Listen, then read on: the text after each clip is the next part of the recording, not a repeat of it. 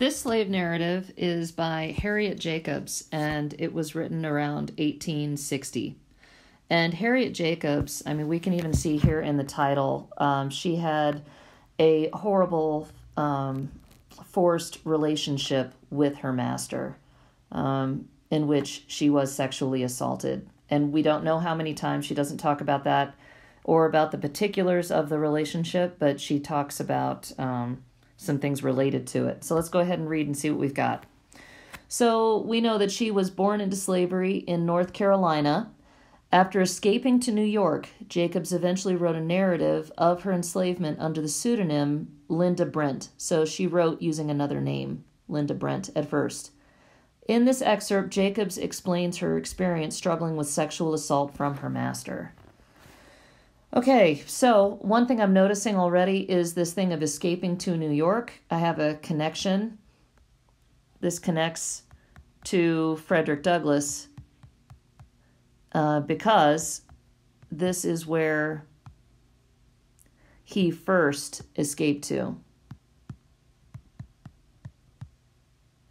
Later, he went on to New Bedford, which is where he settled. But at first, he got to New York, and then he said it was extremely lonely there, and then he found David Ruggles, which was very fortunate for him. Okay, so let's go ahead and read here. My grandmother could not avoid seeing things which excited her suspicions. She was uneasy about me and tried various ways to buy me, but the never-changing answer was always repeated. Linda does not belong to me. She is my daughter's property, and I have no legal right to sell her. The conscientious man. He was too scrupulous to sell me, but he also had no scruples whatever about committing a much greater wrong against the helpless young girl placed under his guardianship as his daughter's property. Okay, so there's a few things that I am inferring based on what I'm seeing here. First off, her grandmother wanted to buy her, so I'm just guessing, I'm going to write a question here. Was Linda / Harriet, because remember, they're the same person. She's using the name Linda, but really her name was Harriet, right? Grandmother, a free woman. It seems as though she must have been if she's talking about buying her, right? And the master is saying that he has no legal right to sell her. However, he was committing a much greater wrong against the helpless young girl placed under his guardianship.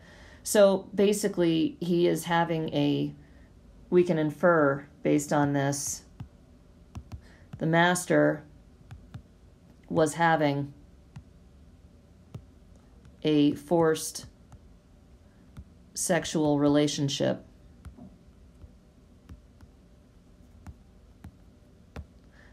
with Harriet. Now, this also connects to Frederick Douglass in the tale of Hester that I think is in chapter 1. Okay?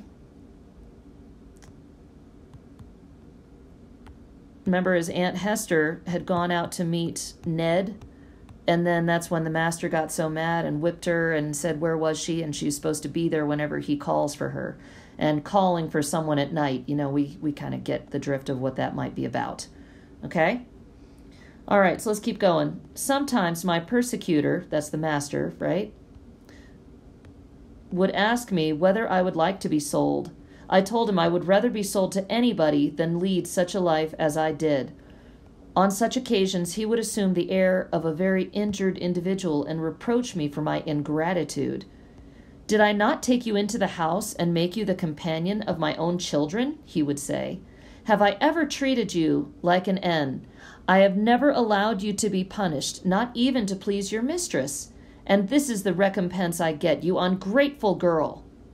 So, this guy is nuts. The master thinks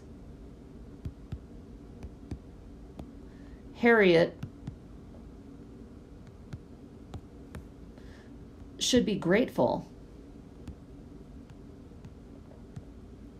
for the way that he is treating her. That's just weird.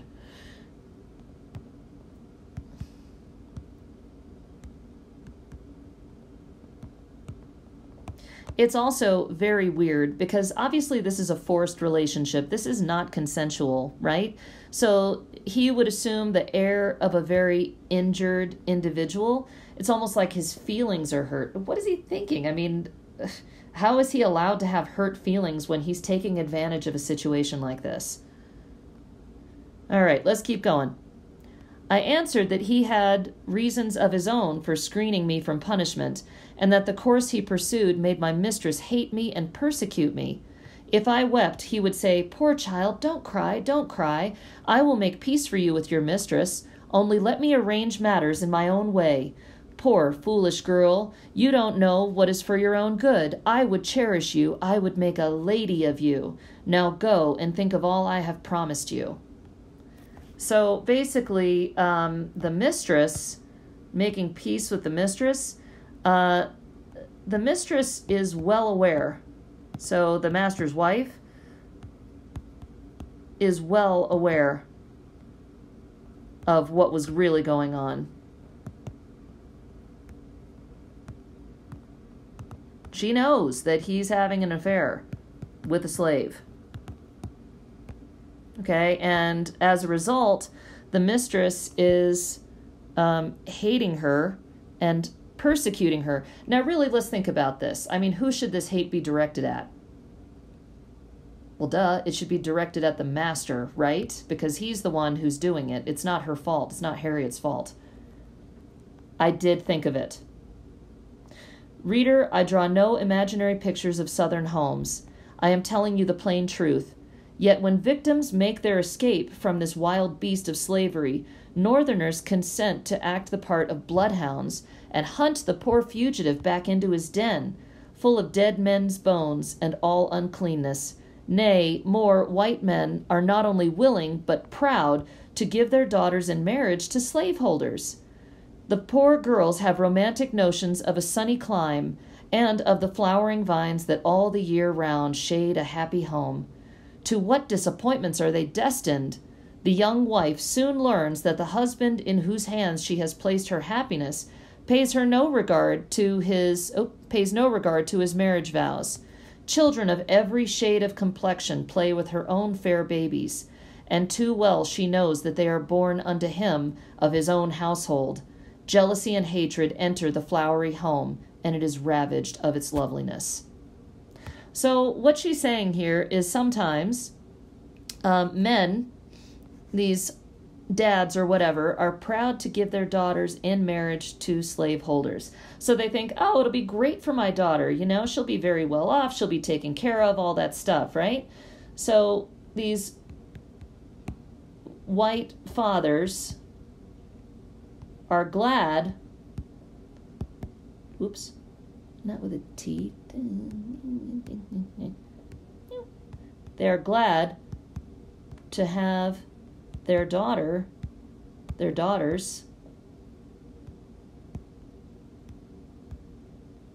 marry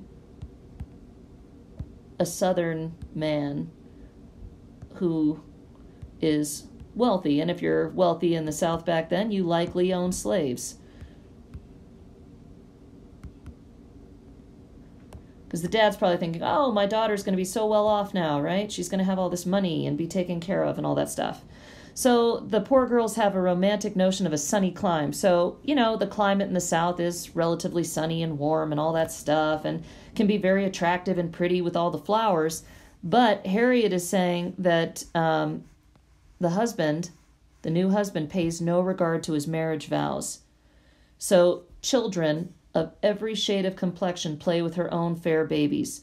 So from this, we can say that masters, according to Harriet and what she's saying, tended to sleep with their slaves a lot. Like, this was a frequent occurrence, is what she is saying here. Okay? And then how does that make the new wife feel? Jealousy and hatred. But not towards who it should be, right? Not towards the master. Jealousy and hatred towards the female slaves who are forced into these horrible relationships. and I use the word relationship loosely here, it's not a relationship, okay? It's not consensual in any kind of way. Southern women often marry a man knowing that he is the father of many little slaves. They do not trouble themselves about it. They regard such children as property, as marketable as the pigs on the plantation, and it is seldom that they do not make them aware of this by passing them into the slave traders' hands as soon as possible, and thus getting them out of their sight. Okay? So basically, Southern women, they know about this. They know what's going on here, but they're saying that these babies, right, these babies who are born between a slave woman and a master, that these white Southern women sell off these children, these illegitimate children, right? The white Southern women sell them off. I mean, imagine the effect that this has on the slave mother, right? Okay, guys, so keep thinking about what truths does this reveal about slavery? All right, so go ahead and grab your evidence that you need, put it into your grid,